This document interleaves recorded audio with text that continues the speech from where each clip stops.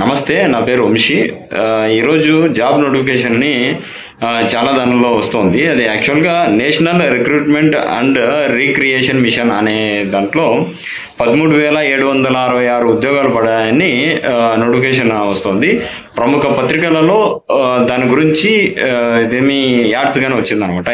ఆ యాడ్స్ని చూసి మళ్ళీ కొన్ని పత్రికల్లో నోటిఫికేషన్ కానీ ఉంది అని చెప్పేసి ఇచ్చారు.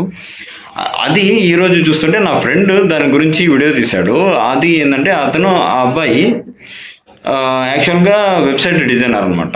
ఆ వెబ్సైట్ దీనిలో చూస్తే ఫ్యాక్ట్ చెక్ చేసి చూసుకుంటే ఆ అబ్బాయి కొన్ని డౌట్లు వచ్చాయి. ఆ డౌట్ దీనిలో ఒక వీడియో చేశాడు. ఆ లింక్ మీకు పెడతాను, కావాల్సినవి మీరు చూడండి.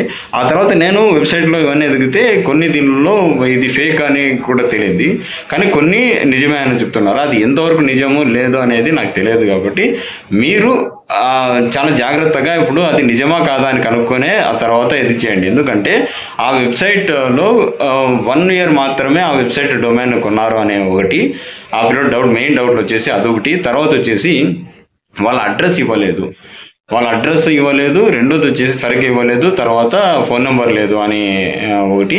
తర్వాత QR కోడ్ ఇచ్చారంట. ఆ QR కోడ్ డైరెక్ట్గా అమౌంట్ తీసుకుంటుంది, అది తప్పలేదు. కానీ UPI నంబర్ని 2 సార్లు మార్చారంట, సెకండ్ టైం మార్చారంట. అది కొద్దిగా డౌట్ పడుతున్నారు అనమాట. దీంతో కొద్దిగా డౌట్ వచ్చింది అని ఆ వీడియోలో చెప్పాడు అబ్బాయి. ఆ లింక్ని నేను పంపిస్తాను. కాబట్టి కొద్దిగా జాగ్రత్తగా ఉండండి. ఎందుకంటే కనీసము ఇక్కడ ఇంకొక అబ్బాయికి డౌట్ ఏంటంటే SC STలకు కానీ అమౌంట్ పెట్టారనమాట. 300 ఎంతో సంథింగ్ పెట్టారంట. SC STలకి అంత ఎందుకు పెడతారు అంటే అమౌంట్ సామాన్యంగా పెట్టారు కదా, SC STలకు కానీ పెట్టారు. తర్వాత బిలో ప్రావర్టీ లైన్ వాళ్ళకి కానీ అమౌంట్ పెట్టారు. ఇది QR కోడ్ ఇదంతా నాకు కొద్దిగా డౌట్ వస్తుంది, కొద్దిగా ఫ్యాక్ట్ చెక్ చేసుకోండి అన్నట్లు పెట్టారనమాట. కాబట్టి మన దాంట్లో చాలామంది మన ఛానల్ని నిరుద్యోగులు చాలామంది చూస్తుంటారు, యూత్ చూస్తుంటారు. కాబట్టి మీరు ఇంకా టైం ఉందంట, దాంట్లో అంతా ఇచ్చేశారు. కొద్దిగా చూడండి, నిజమే కాదా అని ఇచ్చేసుకోండి. అది తెలంగాణను తర్వాత ఆంధ్ర అనే ఇదిగానే ఇచ్చారంట. దాంట్లో మా ఉద్యోగ నోటిఫికేషన్లో ఆ తెలంగాణ వాళ్ళు ఇది అని చూపించారనమాట. అది నిజమా కాదా, గవర్నమెంట్ దాని గురించి ఏం చెప్పింది, ఇవన్నీ తెలుసుకున్న తర్వాతే మీరు అమౌంట్ పెట్టండి. ఎందుకంటే 306 ఎంతో ఉంది. ఇది దాంట్లో నిరుద్యోగులు ఎంతమంది ఉంటారు, కనీసము ఒక 10,000 ఏంది, 1,00,000 అట్లా అప్లై చేస్తారు. అట్లా దాంట్లో 1,00,000 మందికి 360 రూపాయలు ఎంత అవుతుంది వాళ్ళకు. ఒకవేళ ఫేక్ అయితే, ఫేక్ అవ్వకుండా వేరే వాళ్ళు చాలా మేలు. ఎందుకంటే 13,762 జాబ్లు అంటే తమాషా కాదు. అప్లై చేసుకోండి. అది ఫేక్ కాదు అని తెలిసిన తర్వాత అప్లై చేసుకోండి. ఫేక్ అని తెలియక లేదు ఏం పర్లేదు 300 కదా పోతుందంటే పోనీ, నాకేం ప్రాబ్లం లేదు.